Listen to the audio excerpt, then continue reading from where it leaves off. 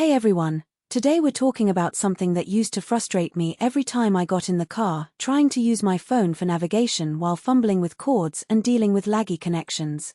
You know what I mean, right? Cheap car stereos either don't have built-in navigation at all or force you to rely on a phone that dies halfway through your trip. Well, I found a better way, and it's the Pioneer AVIC-W8500NEX. If you want to see what makes this receiver stand out, the link is in the description if you want to check the product details on Amazon. First off, this thing has built-in maps for the entire United States, Canada, and Puerto Rico. No need to rely on your phone's data or worry about a weak signal when you're out in the middle of nowhere. I took it on a road trip last month, and the offline maps were a lifesaver when we lost service for a good 30 miles. Plus, it has over 12 million points of interest, so whether you're looking for the nearest gas station, a good coffee shop, or a rest stop with clean bathrooms, it's all right there on the screen. No more guessing or pulling over to check my phone. Now, let's talk about connectivity because that's where most receivers drop the ball. This Pioneer model supports wireless Apple CarPlay and Android Auto. I used to dread plugging in my phone every time I got in the car, but now it just connects automatically. My Spotify playlists start playing as soon as I turn the key, and I can use Siri or Google Assistant to send texts or make calls without ever touching my phone. It's so much safer and way more convenient. And if you're a Sirius XM user, this thing works with the SXV300 tuner, so you get traffic updates, weather alerts, and even the ability to mix in your own music with the Tune Mix feature. I don't know about you, but I love having my local traffic reports piped right into my car without having to switch apps. Another thing I really like is the screen. It's a 7-inch touchscreen, and it's bright and responsive. I've used cheaper units where the screen lags or the colors look washed out, but this one is crisp and easy to read, even in direct sunlight. The interface is pretty intuitive too.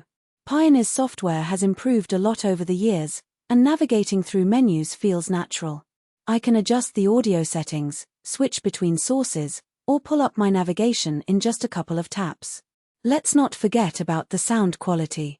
This isn't just a pretty face, it's a full-fledged AV receiver. I've got a decent set of speakers in my car, and this unit lets me tweak the EQ to get the best sound possible. Whether I'm listening to my favorite podcast, streaming music, or just taking a phone call, the audio is clear and well-balanced.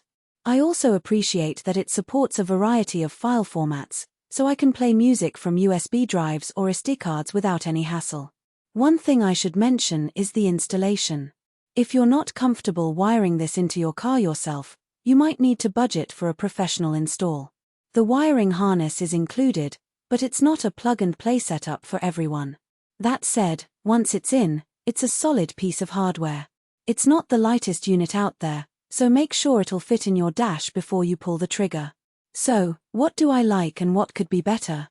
On the plus side, the built-in navigation is a huge upgrade over fumbling with my phone, and the wireless CarPlay Android Auto makes daily drives so much smoother. The screen is bright and responsive, and the sound quality is top-notch for a car stereo.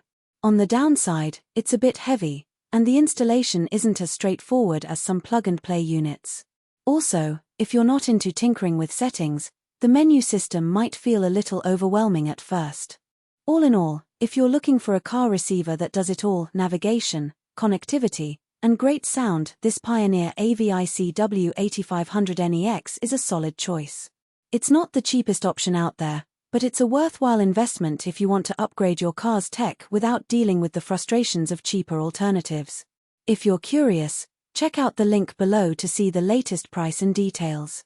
Thanks for watching, and I'll catch you in the next one.